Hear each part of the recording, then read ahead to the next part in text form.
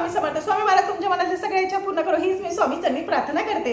आज मी तुम्हाला सांगणार आहे या व्हिडिओमध्ये की श्रावण शुक्रवारच्या दिवशी भरपूर स्त्रिया हे महालक्ष्मी म्हणजे वैभव लक्ष्मीचे व्रत करतात, पण ज्यांना शक्य नाही त्यांच्यासाठी मी खूप साधा सोपं असं स्तोत्र सांगणार आहे. त्याच्याने सुद्धा तुमच्या जे मनातली इच्छा आहे ती 100% पूर्ण होणारच.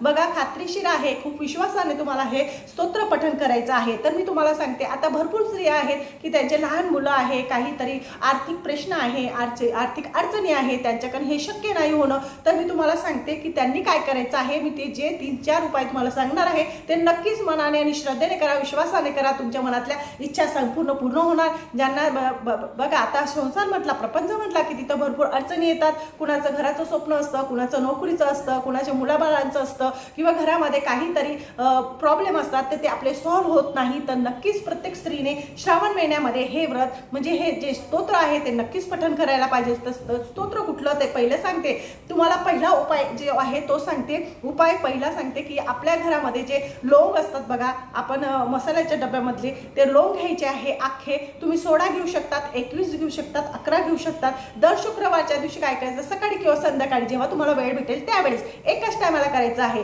तर त्यावेळेस तुम्हाला ते लोंग घ्यायचं आहे, अख्खे लोंग घ्यायचं. जी आपली महालक्ष्मी असते, मूर्ती असते, त्याच्या पायांजवळ ते लोंग एक अर्पण करायचं आहे. अर्पण करताना तुम्हाला मंत्र म्हणायचा आहे. मंत्र कुठला म्हणायचा, तर ओम महालक्ष्मी नमः मंत्र म्हणू शकतात. महालक्ष्मी मंत्र म्हणायचा आहे, ओम महालक्ष्मी नमो नमः. हा नमो नमः मंत्र 99 मंत्र म्हटला तरी चालेल. 99 मंत्र म्हणजे कुठला, तर ओम ऐं ह्रीं क्लीं चामुंडाय विचे नमो नमः असं म्हणून एक लोंग तुम्हाला अर्पण करायचे आहे महालक्ष्मीच्या पायाजवळ. आणि नंतर दिवसभर तसंच राहू द्यायचं आहे. आणि नंतर दुसऱ्या दिवशी तुम्ही खाऊ शकता किंवा मसाल्याच्या डब्यामध्ये म्हणजे आपल्या मसाल्यांमध्ये तुम्ही टाकू शकता. आणि दुसरा उपाय म्हणजे जर तुमचे आर्थिक प्रश्न असतील, खूप टेन्शन असेल, तुमच्या मनातल्या कुठलीही इच्छा पूर्ण होत नसतील, सारखी तुम्हाला काहीतरी अडचण येत असेल, तर काय करायचं आहे, दर शुक्रवारच्या दिवशी तुम्हाला महालक्ष्मी अष्टकम म्हणायचं आहे. महालक्ष्मी अष्टकम तुम्हाला 11 वेळेस म्हणायचं आहे. एकच टाइम सकाळी किंवा संध्याकाळी महालक्ष्मी अष्टकमचं पठण करायचं आहे. महालक्ष्मी अष्टकमचं पठण करताना तुम्हाला काय करायचं आहे, देवीजवळ एक दिवा लावायचा आहे, तुपाचा